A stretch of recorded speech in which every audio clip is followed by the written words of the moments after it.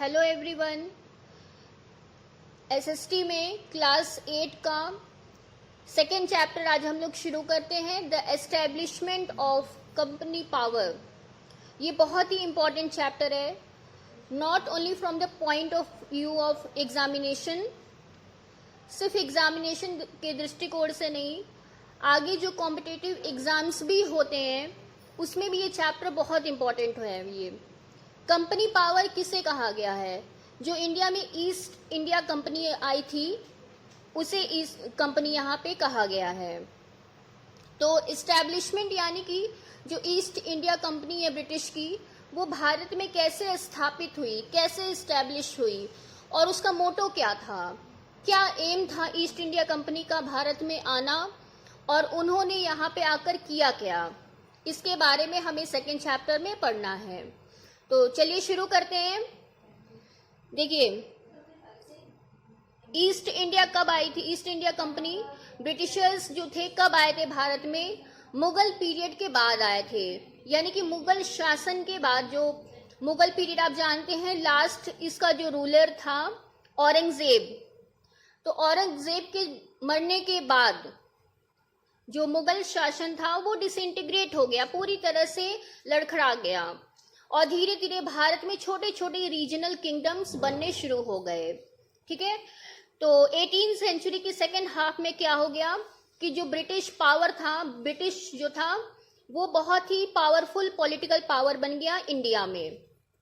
और पहले तो ब्रिटिश इंडिया में सिर्फ ट्रेडिंग के मकसद से आए थे, केवल व्यापार के मकसद से आए थे, लेकिन धीरे धीरे वे कब रूलर्स बन गए ये पता ही नहीं चला। आए तो थे वे व्यापार करने, क्योंकि यहाँ पे बहुत ही अच्छे रिसोर्सेज थे जिसकी वजह से उनकी अर्निंग बहुत अच्छी होती, लेकिन वो यहाँ के कब रूलर्स बन गए, कब शासक बन गए ये पता ही नहीं चला। और अंत में उन्होंने क्या किया ये सब भी हम लोग इस चैप्टर में देखेंगे। आपके पास एसएसटी की बुक होगी तो उससे आप पढ़ सकते हैं। अब देखिए, जो पोर्टुगीज ट्रेडर्स थे, जो पुर्तगाली थे, वो सबसे पहले यूरोपियन व्यापारी थे भारत में। यानी कि जो पोर्टुगीज थे, जो पुर्तगाली थे, वे सबसे पहले भारत में आए थे, यूरोपियन थे। 1498 में क्या थे? जो वेस्को ड गामा, जो पोर्टुगीज थे, ठीक है, वेस्को ड गामा नाम है, और ये इन्होंने क्या डिस्कवर किया था? इंडिया तक पहुंचने के लिए सी रूट को डिस्कवर किया था, यानी कि समुद्र के सहारे भारत में पहुंचने का रास्ता इन्होंने डिस्कवर किया था। किसने? वेस्को ड गामा में।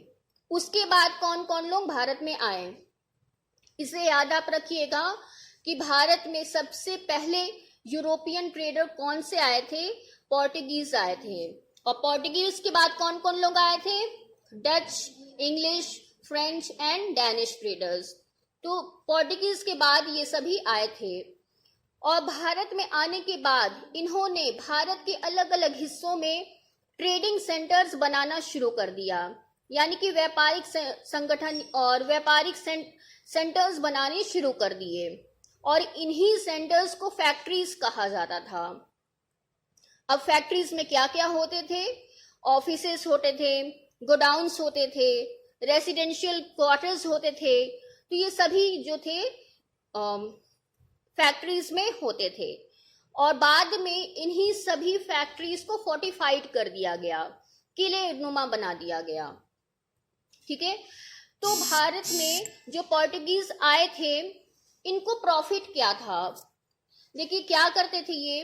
भारत में आने के बाद ये सामानों को, गुड्स मतलब सामानों को चीपर रेट्स यानी कि सस्ते दामों पर खरीदते थे और उन्हें हायर प्राइस पर बेचते थे।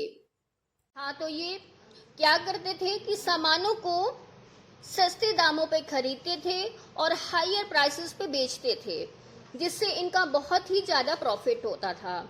और लगभग सभी को कुछ कॉमन गुड्स में इंटरेस्ट था, मतलब कुछ सामानें ऐसे थी जिनमें सबको इंटरेस्ट था, जैसे कि कॉटन हो गया, सिल्क, स्पाइसेस यानी कि मसाले, मसालों में क्या क्या थे? Cloves, cardamom, pepper, cinnamon, salt pepper, ये सभी जो सामाने थे इन सब में सबको इंटरेस्ट था, क्योंकि इनसे इनकी बहुत ही अच्छी अर्निंग हो जाती थी।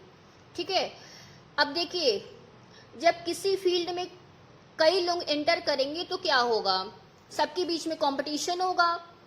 तो ब्रिटिश, पोर्टुगीज, डच, इन सब में कंपटीशन होने की वजह से ये क्या करते थे, एक दूसरे के शिप्स को डुबा देते थे। ठीक है, या उनके रास्ते ब्लॉक कर देते थे। तो अपने दुश्मनों के ये क्या करते थे, रास्ते बंद कर देते थे, या फिर उनके रास्ताओं में बाधा उत्पन्न कर देते थे, या फिर क्या करते थे, एक दूसरे का सामान भी मतलब नुकसान पहुंचा देते थे। तो इस तरह से ये एक दूसरे को कॉम्पीट कर रहे थे।